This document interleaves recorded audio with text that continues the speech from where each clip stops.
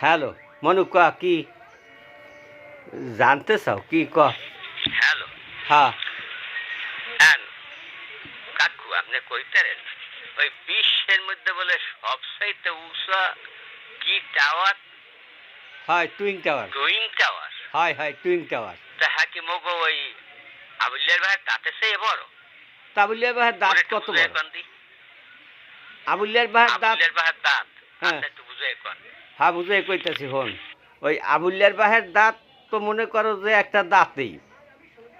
ওই আবুলিয়ার বাহে মগোহনের আরিয়াল খান নদী সেটা মনে করো অনেক গভীর আসলে, তাই নদী পার হইতে লইছে পরে আর পাইক সেবে কয় কি কাহা ওই আবুলিয়ার বাপ এনে পানি আছে কতটুকু কইতারো আর আবুলিয়ার ভাই কয় কি কয় আন পাইক সাহেব ওই সেদিনকে ওই নদী পার হইতে লইছি সেই সময় নাহের মধ্যে একটা মাসা গেছে, তাই মাসা গেছে পরে আঁচি দিছি পরে সামনে দিয়ে একটা দাঁত পড়ছে খাড়া হইয়া পড়ছে দরিয়ার মধ্যে।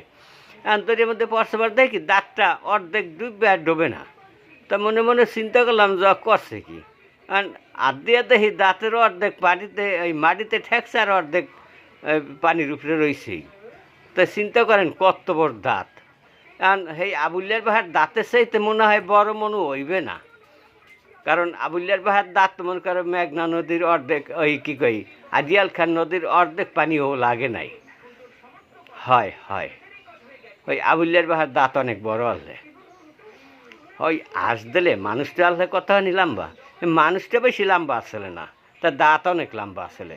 ওই মানুষে কয় হনো না কয় সোয়াত কদু দেরাত এই সোয়াত লাউ দেরাত কদু। আচ্ছা রাখ মনে রাখ।